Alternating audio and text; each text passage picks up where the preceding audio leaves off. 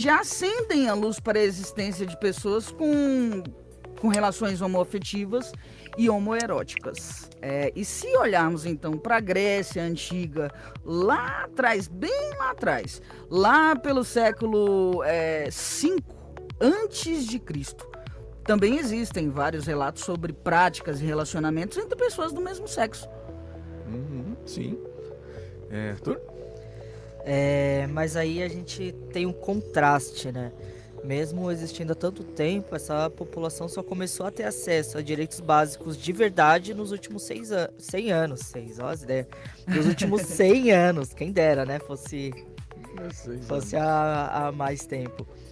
E se parar pra pensar, 100 anos é um piscar de olhos, né? Se a gente pensar em toda a história da humanidade, 100 anos não é nada. Sim, e a trajetória dessa luta por direitos e reconhecimento é um emaranhado complexo, cheio de eventos que se entrelaçam.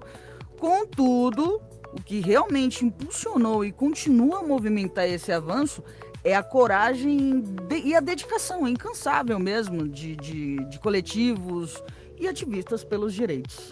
Eu acho que isso que é o mais importante. Arthur, e quando a gente fala de 100 anos, eu acho que em 100 anos tem algum destaque aí, mas se hoje a gente vai aprofundar nessa linha do tempo, a gente vai ver pedagogicamente, assim, a partir de quando realmente a população LGBT teve de fato algum direito garantido, né? Da forma que a gente está falando, parece que são muitos, mas são marcos o que a gente vai trazer hoje. Ainda tem muito para se conquistar, né? Acho que tem muito para garantir de direitos. Sim, enfim, tem muita coisa para a gente lutar. São 100 anos que começou-se a se falar mais formalmente, né? E entender tudo isso é mais do que só conhecer fatos, né? Não é só conhecer fatos, conhecer datas. É um emaranhado, é abrir os olhos para compreender a profundidade da luta pela diversidade.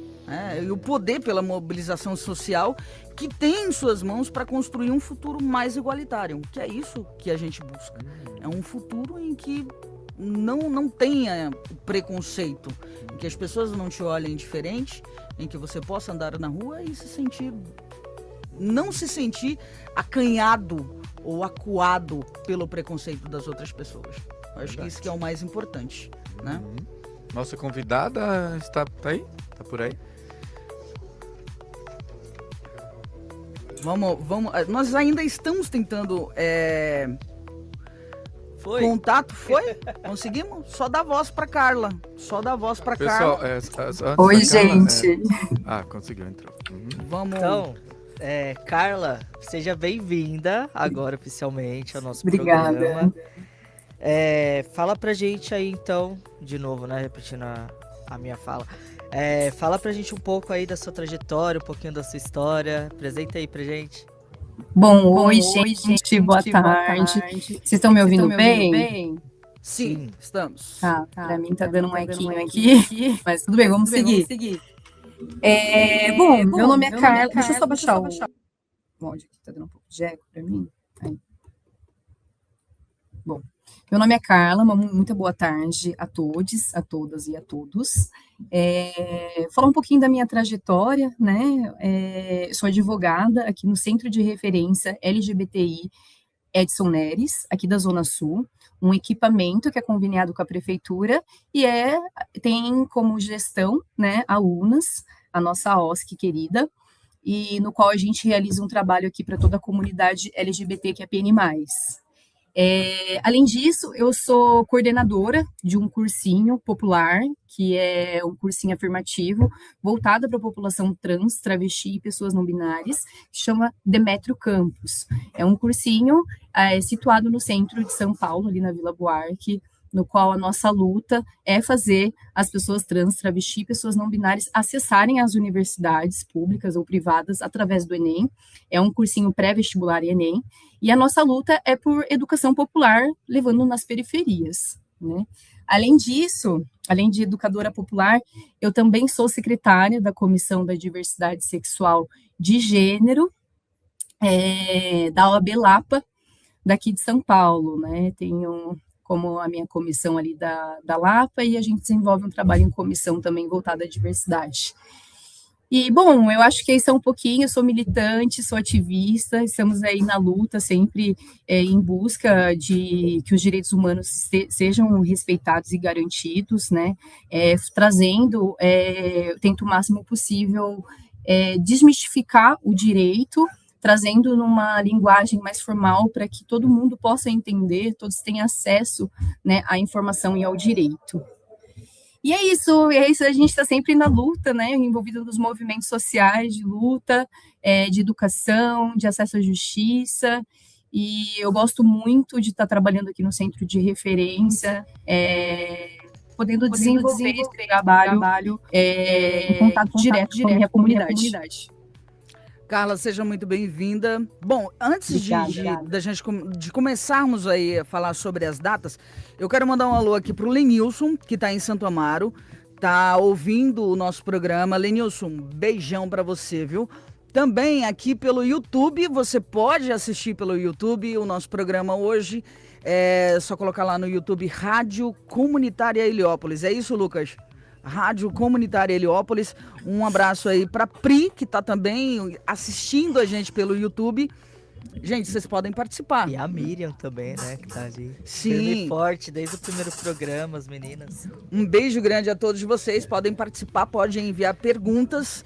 Bom, vamos começar falando sobre a linha do tempo. A gente sabe, Carla, que começou ali em 1919, né, o Instituto para a Ciência Sexual, que foi pioneiro aí, foi fundado por Magnus Hirschfeld, acho que é isso. Eu creio que é assim que se pronuncia o nome dele. Foi pioneiro aí no estudo científico da diversidade sexual e de gênero. Ele não só cunhou o termo transexualidade, mas também realizou as primeiras cirurgias de redesignação sexual na década de 1920. Também teve em 1957 que teve um estudo revolucionário de Evelyn Huck, a psicóloga, né, que em uma época que a homossexualidade era amplamente considerada um transtorno mental, ela fez uma pesquisa e teve a sua pesquisa inovadora que demonstrou aí que os homens homossexuais não apresentavam mais desajuste psicológico, né, como o pessoal falava, de que os homens do que os homens heterossexuais, não tinha nenhuma diferença, né? E esse estudo ele foi crucial para desafiar e deslegitimizar a visão patologizante da homossexualidade. E aí abrindo o futuro caminho para as futuras desclassificações. Carla, a gente sabe, eu sei também e admiro muito, né, a rebelião de Stonewall, que aconteceu em 1969, eu acho que foi um marco, foi assim, o princípio de tudo. Mas eu gostaria que você falasse pra gente sobre essas datas. Agora é com você. Bom, legal, obrigada. A revolta de Stonewall tem como um marco importante na luta dos direitos LGBTQIA+. Para quem não sabe, o Stonewall era um bar, né, lá de Nova York, e no qual frequentava a população LGBTQIA+, né, e diariamente havia muita violência ali naquele bar, invasão policial, né, fechavam os bares, expulsavam as pessoas, agrediam as pessoas, e as pessoas, né, em silêncio, enfim, vivendo essas violências. Só que em determinado dia, justamente no dia 28 de junho de 1969, por que ficou marcada essa data sendo tão como importante e deu o nome de Revolta de Stonewall, né? Porque foi pela primeira vez que, de fato, eles resistiram à violência, né? E falou assim, não, hoje a gente vai permanecer, hoje a gente vai ficar. E aconteceu o que aconteceu, muitas violências, muitas pessoas foram agredidas nesse dia, né? Bombardeadas pela polícia. E teve esse marco tão importante, assim, ficou marcado como a revolta de Stonewall, porque de fato foi o dia em que se revoltaram e falaram assim, não, dessa vez a gente não vai ficar em silêncio, a gente não vai embora em silêncio, a gente vai tirar esse nó da garganta, né? Mas assim, tem esse marco, mas lá de Nova York, né? Mas eu sempre gosto de trazer muito para a realidade brasileira, Eu acho muito importante essas conquistas que vieram da América, né, dos Estados Unidos, mas, assim, quando a gente fala dessas conquistas, a gente vem sempre trazendo primeiro os Estados Unidos e depois o Brasil, né, mas, assim, isso aconteceu em 69 nos Estados Unidos, mas antes disso, já vinham ocorrendo muitos avanços, né, no sentido de luta aqui no Brasil, né? A gente tem como marco de 1970, 1980, foi quando os movimentos sociais realmente se organizaram, né? Mas antes disso também já havia os movimentos, mas quando de fato precisou de força, assim, vamos se mobilizar. Por quê? Era a fase de ditadura militar. Então, a comunidade precisou se reorganizar, se mover, falou assim, olha, a gente morrendo, principalmente na Operação Tarântula, né? E tem como marco aqui no Brasil que os movimentos, eles nascem, de fato, se consolidam durante o período da ditadura militar ali, né, também, principalmente em 1970, 1980. Lembrando que os grandes movimentos sociais, eles vêm sendo dirigidos e principalmente organizados pela população trans e travesti, porque, querendo ou não, era a população mais afetada, que ainda é hoje, mas naquela época com a Operação Tarântula, né, precisaram realmente se organizar.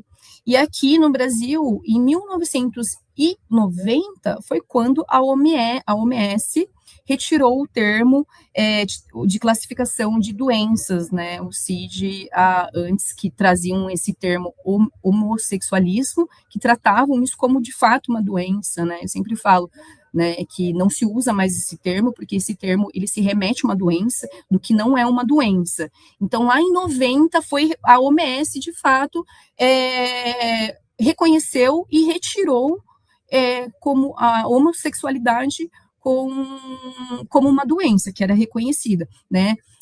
Como foi dito aqui, haviam já uns estudos que veio dos Estados Unidos, mas o Brasil, foi em 1990 em que, de fato, a OMS teve esse olhar, né? E aí a gente tem como marco muito importante, em 1992, foi quando houve a primeira travesti eleita no estado, no Brasil e na América Latina, né? É a nossa Kátia Tapete. Ela foi eleita vereadora lá no Piauí, e ela ocupou o cargo de vereadora, e foi um marco muito importante, porque pela primeira vez uma travesti foi eleita, né? Então a gente tem esse marco muito importante. Logo em 1992, no mesmo ano, na realidade, que surge a primeira travesti eleita, né, ocupando um cargo importante para a gente ali na política, surgem também, na verdade, se fortalece as organizações trans, né, como eu disse, os movimentos, surgem ali, período ditadura, mas que de fato se fortalece em 1992, né, que é um pouco depois da nossa Constituição Federal estar consolidada, que foi em 88, e quando de fato começa, né, esse fortalecimento. Hoje a gente tem um dos maiores movimentos de luta da população trans e travesti, que é a ANTRA, né, hoje é conhecida como ANTRA, mas a ANTRA, ela surge lá em 92, ela foi um dos principais movimentos também de organização, assim, de luta,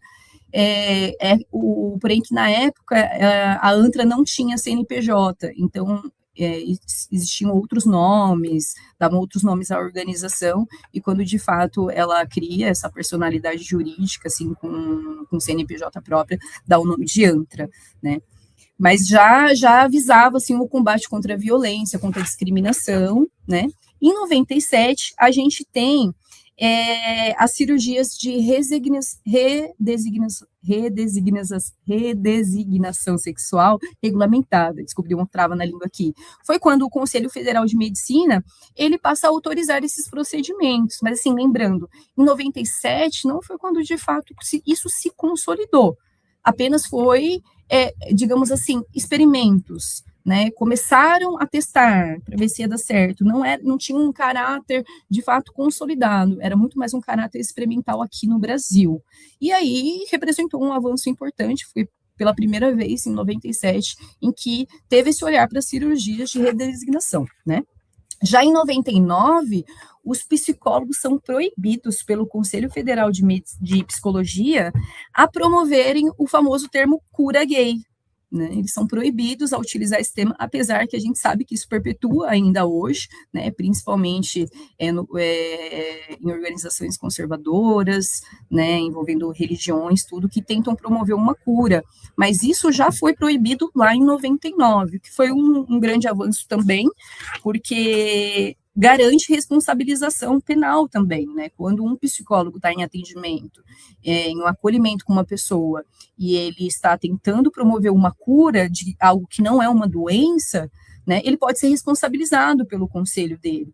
Então, quando há essa proibição em 99, a gente tem pelo menos um mínimo de amparo legal para responsabilização, apesar, como eu disse, isso ainda continua, principalmente quando vem de uma raiz conservadora e cristã. Né?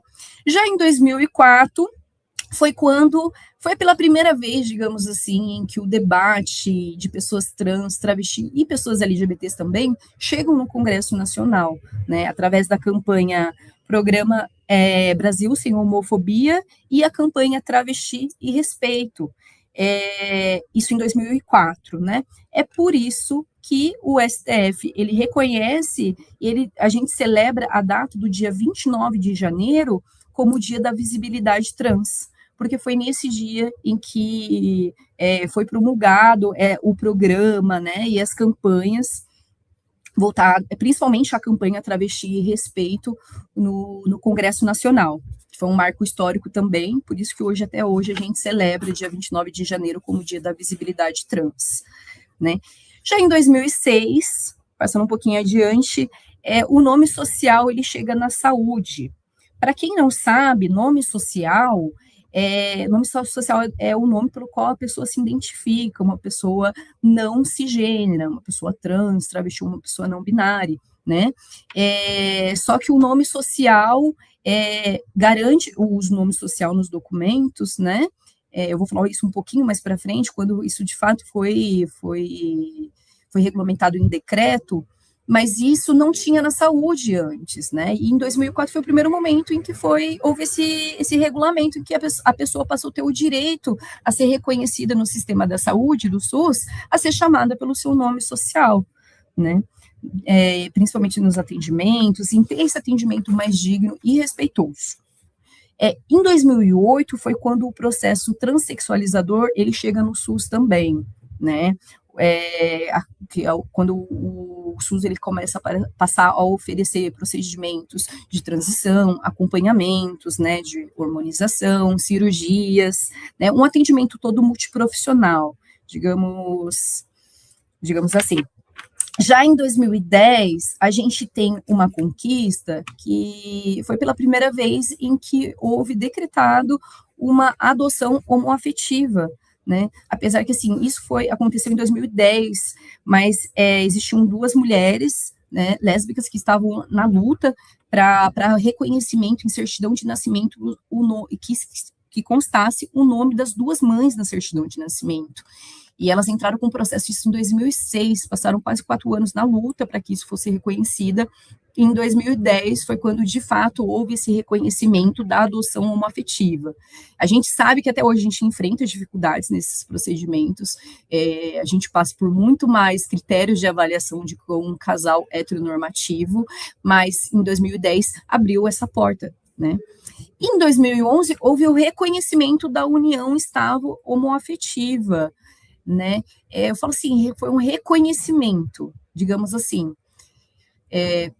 Pode ser que exista, basicamente, foi isso que eles fizeram lá em 2011. Pode ser que exista uma união estável, né? Mas apenas em 2013 foi quando, de fato, houve o reconhecimento do casamento homoafetivo, em que as pessoas poderiam, né, estar indo ao cartório e realizarem seus casamentos, né? Apenas em 2013. Em 2000, assim, fazendo essa comparação de tempo, em 2011, eles reconhecem que poderia ter união estável, né, como se não existisse antes. Mas apenas em 2013, em que, de fato, houve um regulamento que, de fato, as pessoas homoafetivas poderiam casar em cartório. Acontece que, né, até hoje, no nosso Código Civil brasileiro, não consta casamento homoafetivo, consta lá em que é permitido o casamento entre um homem e uma mulher, né? E que é reconhecido os regimes de casamento, união estável, separação de bens, enfim, toda essa parte. Mas não está na lei, no Código Civil, em que há esse direito para os casais homoafetivos, mas houve uma regulamentação. Então, as pessoas passaram a poder formalizar suas união estável, seu casamento em cartório. Já em 2014 foi quando o nome social chegou no Enem, né, foi quando passaram a colocar um campo de inclusão do nome social das pessoas trans e não binárias, apesar que até hoje há uma dificuldade muito grande. Eu que sou educadora popular, ali no cursinho a gente vê a dificuldade dos nossos alunos, quando vai se inscrever para o Enem, colocarem seus nomes sociais, né, que muitas das vezes as pessoas acabam sendo vencidas pelo cansaço, porque é muito burocrático, há um critério lá que eles fazem, que tem que solicitar um dia antes, e daí às vezes não tem autorização, e aí tem tempo para se inscrever no Enem, né? Muitas das vezes a pessoa já está vencendo o tempo ali de inscrição, não conseguiu incluir seu nome social e acaba sendo vencido pelo cansaço e deixando seu nome morto mesmo. Mas foi em 2014, basicamente, quando houve esse olhar, o Enem teve esse olhar de colocar um nome social, que foi um importante avanço para a área da educação também, apesar desses contratempos que eu mencionei aqui. Bom, aí, quando chega em 2016, na realidade, em 2015, começou a discussão da questão do nome social de fato. Eu trouxe lá que em 2008 houve essa obrigação de incluir o nome social no sistema da saúde, né, em 2014, no Enem, mas nunca foi, de fato, falado sobre o nome social, tipo, a questão da obrigação dos órgãos incluírem. Então, em 2015, passam a discutir isso e aprovam isso, que já era um decreto que foi regulamentado em 2016, quando entrou, de fato, o decreto 8.727, do ano de 2016, foi quando o governo federal regulamenta o uso do nome social na administração pública direta e indireta, sistemas do Estado, do governo, né? E esse decreto, ele preza pelo quê? Pela obrigação da inclusão do nome social das pessoas não cisgêneras, pelo simples fato da pessoa fazer esse requerimento. Então, não precisa de tanta burocracia, apesar que existem alguns termos em que você assina, você pode, né, assina para se resguardar em direito, mas o simples fato de uma pessoa não cisgênera requerer a inclusão do nome social, os órgãos públicos, né, são obrigados a incluírem sistema de saúde, sistema de educação, enfim, sistema de justiça, os órgãos são obrigados justamente por esse amparo no decreto de 2016, né. Aí um pouco mais adiante, em 2018, foi quando, de fato, houve a consolidação da retificação de nome e gênero pela via administrativa, que é através dos cartórios. Eu queria fazer uma comparação rápida entre nome social e retificação, para as pessoas que não sabem, porque a retificação, ela é um processo mais burocrático, digamos assim, porque a pessoa ela vai retificar o seu nome e o gênero na certidão de nascimento, né, diretamente na certidão de nascimento, e o nome que a gente chama nome morto, o nome de registro que foi dado anteriormente, ele deixa de existir, ele está morto, mortinho, mais que morto, ele vai ficar enterrado, porque ele não vai mais aparecer na certidão, isso é uma retificação. Já o nome social, diferentemente, ele, digamos que ele não seria tão burocrático, porque não mexe na certidão de nascimento. Ele inclui, conforme o decreto garante, a simples solicitação da pessoa de incluir o nome social nos equipamentos, tem que incluir, mas não apaga o nome morto, né, de registro. Então, quando veio a retificação em 2018, foi um avanço muito grande, porque antigamente, a pessoa, para ela retificar o nome, tá duplicando a voz. Não sei. Deixa eu baixar aqui um pouquinho. Aí, agora melhorou, obrigada. O que acontece? Antes de 2018, para uma pessoa retificar o seu nome, ela precisava entrar com um processo judiciário e explicar para o juiz o porquê ela gostaria de estar retificando, além de ter a necessidade de apresentar laudo psicológico, né? Existiam vários requisitos assim, autorização médica, laudo médico, para retificar o seu nome. E quando, em 2018, quando o STF ele decide que a retificação pode ser realizada no cartório diretamente, o que simplifica muito mais esse procedimento, né? Porque deixa de obrigar a apresentação de laudos médicos, de laudos psicológicos, né? Tira toda essa burocratização que faziam antes. E acaba que a via administrativa ela é muito mais rápida do que você esperar um processo, uma decisão de um juiz num processo judiciário. Então, isso foi uma conquista muito grande para a população trans e travesti, porque conseguiram retificar o seu nome sem ter que se explicar ou sem ter que entrar com um processo judiciário. Assim, o simples fato da pessoa ir ao cartório e solicitá-lo, óbvio, levando os documentos que é necessário, a pessoa consegue retificar o seu nome e seu gênero. Foi um avanço muito importante e que é uma garantia fundamental da pessoa humana também, né? O nome é ter dignidade. Já em 2019, eu pontei os principais marcos aqui que eu considero, tá, gente? Não que os outros marcos não sejam tão importantes, mas, assim, os marcadores, assim, já em 2019, por exemplo, foi quando houve a criminalização da LGBTfobia, né? Não que não, antigamente isso não os crimes de LGBTfobia não ocorriam, é que não conheciam como crime, não reconheciam na realidade como um crime a LGBTfobia, né? Só em 2019 em que o STF teve esse olhar para caracterizar e responsabilizar os crimes de LGBTfobia. E lembrando, né, aquela ressalva que eu faço sempre, que ainda não foi como uma lei própria, foi equiparando a LGBTfobia ao crime de racismo. Então, a gente se socorre, digamos assim, quando envolve um crime relacionado à LGBTfobia, à lei do racismo. O que é um pouco complicado também, o que eu sempre falo, é problemático, porque, por exemplo, uma travesti preta em que sofreu racismo e LGBTfobia, ela vai se amparar na mesma lei. Não vai ser reconhecido como dois crimes diferentes, né? O racismo e a transfobia. Vai ser reconhecida a LGBTfobia e vai ter um aumento de pena justamente por ter vai ter, na realidade, ser reconhecido o crime de racismo e vai ter um aumento de pena por ser de cunho LGBTfóbico, né, por ter essa embasado com esse preconceito. Mas foi um avanço legal para a gente também, porque para quem não tinha nada, como você falou, para quem não tinha nada, em 2019 a gente conseguiu ter amparo legal, né, para responsabilização penal, isso foi um marco muito importante para a gente.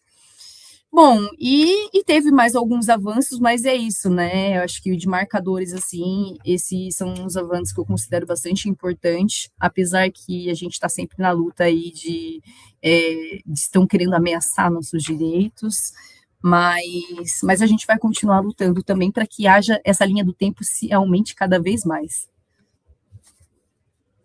2019 teve aí a criminalização da LGBTfobia. Nesse mesmo ano teve a despatologização da transexualidade, ou seja, foi um avanço significativo, né, da transgeneralidade, que foi reconhecida como uma questão de saúde sexual e não de saúde mental, porque até então a gente não tinha essa despatologização aí global, e era tido como uma questão de saúde mental. E aí em 2019... Sim, pode falar. Desculpa, teve isso, mas lá em 1990, a OMS já tinha pedido para te retirar ele como CID, né? Porque era como CID-11, né? Mas eu acho que em 2019 isso foi global. Uhum. É muito importante. Exatamente. 30 anos só. Oi? Demoramos 30 anos só. Somente. Só.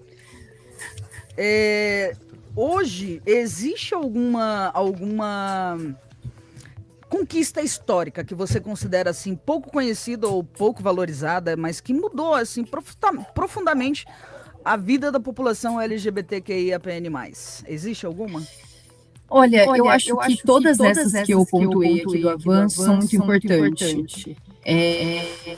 A questão do nome social, a questão da retificação, a questão do casamento homoafetivo, a questão da doação homoafetiva, né? Eu falo assim, principalmente porque isso gera reflexos legais. Por exemplo, quando reconhece um casamento homoafetivo, gera direito para uma pessoa à herança, né? Muitas das vezes à aposentadoria. Então, isso acaba refletindo em outras áreas e esferas da vida da pessoa LGBT, né? Então, eu acho que eu considero todos os avanços muito importantes, porque todos isso impacta de alguma maneira em cada sigla, né? Lógico que eu gosto sempre de realçar, assim, que as mulheres trans e travestis estiveram na luta, estiveram à frente dessa luta, e elas continuam na luta, e elas lutaram por direitos que não era só da letra dela, né, e hoje há essa repercussão, né, que a gente vê alguns movimentos de fora querendo separar a letra T da comunidade, que isso é uma catástrofe, porque foram elas que lutaram pela gente, né, como querer separar? Mas eu considero todos os avanços muito importantes para toda essa comunidade. Eu acho que ainda está pouco, está precisando de mais, mas são muito importantes. Eu acho legal que a gente luta para conquistar e depois a gente luta para consolidar. Para garantir. Porque a gente tem, que nem eu lembro até hoje, quando retificou, quando teve esse avanço, né, da retificação, que os cartórios faziam muito protestos, né? E protestos silenciosos, então a gente chegava lá e às vezes era uma lista de, sei lá, 10 documentos que a gente precisava levar, eles davam uma lista de 30, e aí a gente chegava com esses 30 e eles ficavam aumentando cada vez mais pra gente perder pelo cansaço, né? Exatamente, burocratizar mais ainda. Né? Apesar que ainda é meio burocrático, por isso que a gente sempre coloca o nosso centro de referência como ponte para auxiliar as pessoas a emitir as certidões, juntar os documentos, porque muitas das vezes as pessoas elas não sabem onde tirar esse documento, onde buscar, né? E a gente presta auxílio nisso. Apesar que eu tenho uma crítica, porque ainda hoje as pessoas não binárias não têm o seu direito consolidado para retificar direto na via administrativa.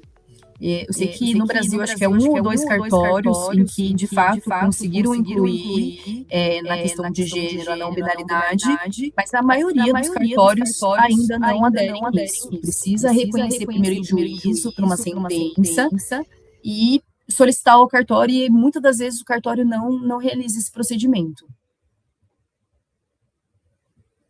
E assim, uma pergunta agora, quando você foi montando, né, foi estudando toda essa linha do tempo, tudo, teve algum acontecimento ou alguma personalidade, assim, dentro das histórias que você estudou, dentro das histórias que você chegou, que mudou a sua forma de enxergar a luta pelos direitos da comunidade? Quando eu fiz esse estudo, eu já, né, como eu disse, sou ativista, ou militante, eu sempre prezei muito pela importância dos movimentos sociais, mas quando eu fiz esse estudo, eu me deparei com a importância maior ainda, porque esses direitos não nasceram de um dia para o outro, não daram nas nossas mãos, né? Foi muita luta dos movimentos sociais. Se não fosse os movimentos, se não fosse a organização, né, de base, esses direitos não teriam acontecido. Então, assim, os direitos que a gente tem hoje, não foi ninguém que deu de graça pra gente, não. Foi muita luta de movimento, foi muito sangue derramado, foi muita travesti sendo morta, assassinada, né, na Operação Tarântula. Então, isso consolidou para mim mais ainda a importância de a gente estar na luta, de a gente estar se organizando em movimento, para que os nossos direitos, a gente conquiste mais direitos e ainda lute para que os nossos direitos já conquistados sejam respeitados. A gente tem um comentário aqui da Pri Souza no YouTube, que ela fala essa questão da adoção homoafetiva é muito interessante. Já vi muitos casos em que ela acaba possibilitando que crianças e adolescentes que dificilmente seriam escolhidos por outros casais tenham a oportunidade de encontrar uma família. Muitas vezes, infelizmente, existe uma preferência por bebês, crianças brancas e outros perfis mais idealizados. Né, Pri? Obrigada. Sim. E, nossa, e o quanto é difícil, ainda até hoje, né? Teve essa brecha, mas ainda é muito difícil. Eu já acompanhei em casos de, por exemplo, um casal heteronormativo faz 5 sessões de terapia, né, com a psicóloga, e um casal lésbico, por exemplo, tem que fazer 15. Tem que fazer quase 3 vezes a mais que um casal heteronormativo faz. Então, ainda é muito complicado para um casal homoafetivo adotar, né? O que você acha que nunca pode ser esquecido, Carla? Quando contamos a história do movimento, qual é o marco aí que você acha que tem que ficar ali em ênfase e não pode ser esquecido nunca? Bom, eu acho que é a Operação Tarântula, sabe? Eu acho que a memória ela é muito importante para a gente não esquecer do que aconteceu para que não ocorra mais. Né? O período ali de ditadura militar, Operação Tarântula, foi um marco, assim, que a gente, né, de todos os jeitos, não pode deixar jamais isso que ocorra novamente.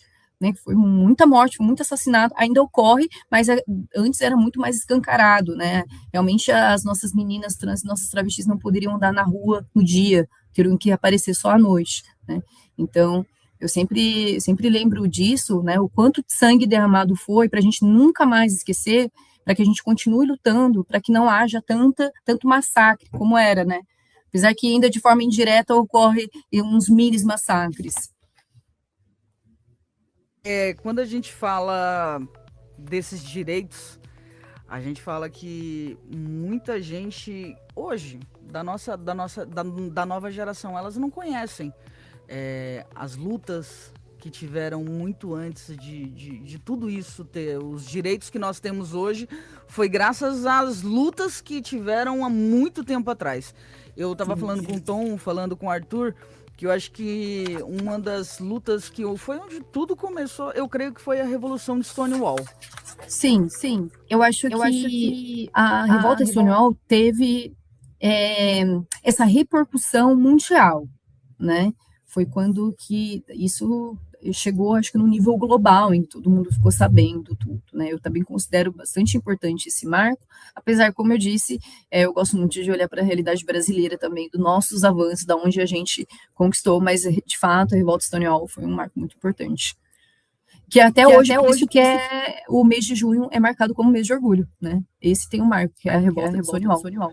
Sim. Carla, e você está trazendo alguns marcos, né? Alguns direitos, enfim. Para o futuro, o que você acha que, pelo menos a curto prazo, assim, o que você acha que precisa acontecer? Quais os próximos marcos que a gente precisa ter na luta, né, do movimento? Eu acho que, assim, primeiro de tudo, ter uma lei própria para a gente. Acho que era essencial. Uma coisa que a gente precisava muito lutar para que isso acontecesse. Realmente regulamentassem uma lei própria para a LGBTfobia e não equiparasse a LGBTfobia ao crime de racismo. Porque eu acho que, assim, óbvio, em alguns momentos isso vai se bater de frente, mas ainda assim são coisas diferentes, e a gente não pode juntar como, tipo assim, pegar todas essas minorias e jogar tudo na mesma lei, né? A gente precisa ter uma lei própria, especializada na gente. E muitas pessoas conhecem essas conquistas, mas também não sabem o que existiam antes dela. Arthur, uma pergunta? Eu tenho. Como essas conquistas impactam na periferia, né? A gente tem esses equipamentos que são em áreas de pessoas vulneráveis, né? A gente tem uma maioria da população, na verdade, em vulnerabilidade, seja social, seja, enfim. Você acha que ela chega da mesma forma do que em outros territórios? Como você vê isso? Jamais. Eu acho que fatores como desigualdade social, maiores acessos à política pública, fazem um marco de diferenciação muito grande, né, de como isso chega na periferia. Porque muitas das vezes o acesso não chega, a violência ainda é maior, o preconceito ainda é maior, né, a desigualdade social aumenta muito mais ainda, né, principalmente nas pessoas trans, né, no processo de transição. Eu acho que afeta isso muito, porque é aquela coisa que eu falo, uma pessoa trans que vem de classe média alta, ela vai realizar a sua transição em um curto período menor, né, com todo o apoio médico, com toda a segurança médica, e uma travesti de periferia, o tempo vai ser muito maior, né, a disforia vai ser muito maior, porque o tempo não é igual, o acesso não é igual, a garantia de proteção também não é igual.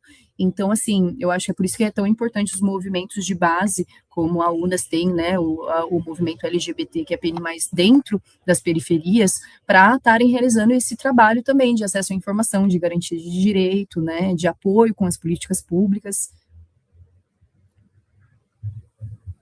Dá para fazer mais uma pergunta, Dá Carla? Tem Claro. uma coisa que me incomoda muito, assim, na mídia, é essa questão da liberdade de expressão, sabe? E aí vem um monte de ataques disfarçados de liberdade de expressão, né? De preconceitos, enfim, a gente teve um episódio aí do Ratinho, não sei se posso falar, Sim. com a Erika Hilton, enfim, e tudo em nome da liberdade de expressão, né? Como que isso como que você vê isso? Como que o direito tá vendo essa questão? Então, o direito, ele busca responsabilização criminal, por exemplo, no caso de LGBTfobia. Mas existe uma diferença entre preconceito e discriminação, né? O preconceito, eu sempre falo assim, o preconceito, ele não gera efeito jurídico, porque é uma coisa mais externalizada, está mais dentro da pessoa, né? A partir do momento em que esse pensamento sai em falas, atitudes ou ações, isso é discriminação e é cabível de responsabilização criminal. E essa questão, né, que eles usam sobre a liberdade, né, da fala, tudo, a partir do momento em que a sua fala da boca para fora sai como um tom de discriminação, no sentido de diminuir a pessoa pela sua própria identidade de gênero ou sua orientação sexual, você está afetando a dignidade do outro ser humano de existir, né? Isso afeta principalmente o princípio da dignidade humana dentro da nossa Constituição Federal. Então, assim, é passível de responsabilização criminal, sim, só que aí sempre a gente se depara com essas travas, né, que é o quê? Eles vão lá, o STF vai lá, considera a LGBTfobia como um crime pela lei do racismo, mas quem é que de fato está com a caneta na mão, né? Quem é que de fato está dando a canetada na sentença? Os juízes. São pessoas brancas, cis, héteros. Então, o que adianta a gente garantir, né? Tem uma garantia de lei, se quem lá da ponta em que de fato vai afirmar que aquilo ali é um crime, não afirma. Quantas vezes a gente já viu sentenças, decisões judiciárias em que não reconhece a LGBTfobia, mesmo com todas as provas? E esse caso do Ratinho com a Erika Hilton foi um clássico caso parecido, né? No qual buscou a justiça e a própria justiça negou, né? Deu a voz ali pro outro agressor. Sim, muitas pessoas conhecem essas conquistas, mas não sabem o que existia antes dela. Essas conquistas, elas chegam aí na periferia. Sim, elas chegam. Mas elas chegam da mesma forma que em outros territórios, Carla? Eu acho que repetiu a pergunta, mas como eu disse, com certeza não chega da mesma forma, né? A desigualdade social, o acesso à política pública, à informação, é muito diferenciado como chega, né? A pessoa que tem acesso, ela até na questão de preconceito e discriminação, ela vai passar, né, batido, né? Dependendo de como que é a situação. Agora, uma pessoa periférica que tem acesso, que não tem recursos para nada, e, como disse, muitas das vezes na periferia a violência ainda é um pouco maior, né, não tem, de fato, amparo, né, acaba sendo pior nas periferias. E pela linha do tempo que você trouxe, você acha que a gente está avançando, que a gente está muito devagar, ou que a gente está retrocedendo? Assim, no momento atual que a gente está vivendo na sociedade, como que você enxerga esse percurso, né, dessa linha do tempo?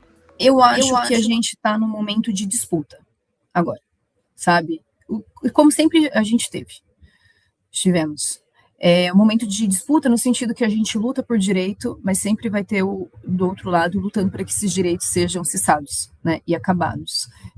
Por exemplo, agora a gente está tendo uma discussão que eu considero muito uma cortina de fumaça, a questão dos banheiros para as mulheres trans e travestis, né, querendo discutir sobre se as mulheres podem utilizar o banheiro feminino ou não, ou então se vão criar um terceiro banheiro. Tipo, olha o quanto de pauta que está precisando a gente debater em outras questões, e eles estão debatendo acerca disso. Então é isso, é todo o tempo a gente reafirmando, né, tentando reafirmar, tentando todo o tempo lutar para que os direitos já conquistados se permaneçam intactos, mas é uma luta. De um lado, né, querendo atacar e a gente tentando se defender. Eu falo, 2013 foi quando foi regulamentado o casamento homoafetivo em cartório, mas esse tempo atrás, agora mesmo, levantaram a pauta aí que queriam rever esse ponto. Então é como isso, né? A gente conquista, estão querendo a gente rever os nossos direitos, mas o que de fato precisa ser visto, ninguém olha. Arthur, com você.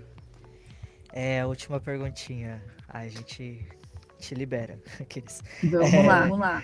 Quando um direito é conquistado, a luta acaba ou ela apenas muda de formato? Você tá falando, a minha cabeça tá explodindo, assim. Porque eu fico pensando, talvez a gente conseguiu o direito, mas a sociedade está preparada para aquele direito? Até onde a gente faz ela engolir? Até onde a gente prepara ela? Como que a gente lida com isso, ou a gente não lida com isso? Eu acho que a luta não acaba nunca, porque, como se disse, né, a gente conquista o direito, e como que ele vai ser implementado? Essa é a questão, como que vai ser a implementação? Por exemplo, a gente tem o decreto de 2016 acerca do nome social, mas todos os equipamentos públicos respeitam o nome social? Né? A gente sabe que não. A gente sabe não. Então, assim, é isso. A gente tem uma lei que reconhece, né, a LGBTfobia como crime, mas deixa de ocorrer, e muitas das vezes a gente vai socorrer numa delegacia para formalizar um crime de LGBTfobia, e a própria delegacia, o próprio escrevente do fórum, se nega a registrar, ou mesmo de não reconhecer que aquilo ali é um crime. Então, a gente está sempre, realmente, como eu falei, a gente está sempre nesse sistema de disputa mesmo, né, de lutar pelo que um direito, haja garantia de um direito, e depois que ele, de fato, seja implementado.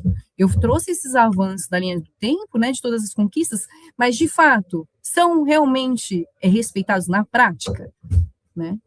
Essa é a questão. É isso. E hoje no nosso programa Vozes estamos aí com a linha do tempo, mostrando para você uma linha do tempo de tudo, todos os direitos, todas as lutas que nós já tivemos desde o início, como tudo começou. Então as pessoas, para isso que serve o programa Vozes, para poder não só trazer entretenimento, mas trazer informação, conhecimento. Você saber como tudo começou, e hoje foi o nosso programa Vozes com a linha do tempo. Tom. Eu acho que agradecer agora, é o momento de agradecer muito assim, pela participação, né, da nossa convidada hoje. Acho que a Carla trouxe um apanhado assim, muito pedagógico, muito didático, né, uma visão crítica também, né, de toda essa situação. Então, Carla, muito obrigado em nome do programa aqui. Quero, inclusive, te convidar para outros momentos também, para você falar do Centro de Cidadania LGBT, que eu sei que você é advogada, né, do serviço, enfim, para a gente aprofundar cada vez mais. Mas muito obrigado mesmo. Imagina, gente, eu que agradeço pela oportunidade aqui, parabenizo o programa, que tem muita potência, né, começou recentemente, é um programa que está nascendo, né, já nasceu na realidade, agora é amadurecer, né, e é um programa que tem muita potência de levar vozes, né, para outros lugares, para outros espaços, outros territórios, né, e trazer acesso à informação, que muitas das vezes pessoas da nossa própria comunidade não têm a informação de direitos básicos ou informações das nossas lutas. Então, só para parabenizar o programa mesmo, que tem muita potência, e o movimento LGBT, que é PN+, da UNAS, que também faz esse trabalho de base. E é isso, deixo meus agradecimentos e podem contar comigo para o que vocês precisarem. Eu, além de agradecer muitíssimo, ainda vou fazer das minhas palavras a da Amanda, que deixou aqui na nossa live do YouTube, que ela colocou informações valiosíssimas. É sempre bom aprender e conhecer um pouco mais sobre a história do nosso povo. Eu faço das minhas palavras as dela, assim. É muito bom a gente saber que a Com gente certeza. tem passos, a gente não retrocede, a gente progride, a gente luta da forma que dá e não para de lutar, né? Exatamente. Carla, muito obrigada. Está convidada para vir mais vezes participar aqui com a gente. Sim. Muito obrigada. Sim, Tom. Lembrar de agradecer, né, a todo mundo que participou do chat aqui, com as contribuições, ao Lucas, que está fazendo a nossa transmissão aqui, o pessoal da rádio, o Naldo tá aí, na interpretação das Sim, Libras tá também, e você, Célia, Arthur, pessoal da Unas da rádio, muito obrigado, é sempre um prazer estar com vocês. Um prazer enorme. Hoje nós encerramos aqui o programa Vozes, na voz de um cara que eu sou muito fã, que é o Cazuza. E nada melhor do que ele cantar pra gente que o tempo não para, né? A letra da canção, da autoria de Cazuza e Arnaldo Brandão, faz um retrato do seu tempo, fala das contradições da sociedade brasileira, que já estava livre da ditadura, mas permanecia aí moralista e conservadora. E em 1987, após uma série de problemas de saúde, Cazuza recebeu o diagnóstico positivo para HIV. Em 1988, já bastante debilitado, ele buscou aí na música forças para continuar e recorreu aos parceiros para criar novas composições. Naquela época, a AIDS era pouco conhecida, né? E despertava um pânico. E o soro positivo sofria em dobro. A doença sem tratamento viável e o desprezo de quem o julgava. Sim, acho que a letra traz um grito de revolta, né? E também para falar da hipocrisia da sociedade, né? Da época. Mas ao mesmo tempo um clamor de esperança também, né? O tempo não para, isso é muito, Sim. muito legal. A música expõe as críticas que sofre por parte da sociedade, que ofende e julga aqueles que não conhecem, né? Com base nos comportamentos que encara como alguém que saía dos padrões. E nesse caso ele tinha a orientação sexual, né? A vida que ele levava. E o catálogo como marginal, alguém sem caráter. Bom, para terminar aqui o programa de hoje, nós vamos ao som de Cazuza, O Tempo Não Para. Então vamos aí ao som de Cazuza, O Tempo Não Para. Gente, muito obrigada a todos que participaram aí com a gente. Até quinta-feira. Até quinta-feira que vem estaremos aí com mais um tema para aprendermos muito mais. Beijão, até quinta-feira que vem.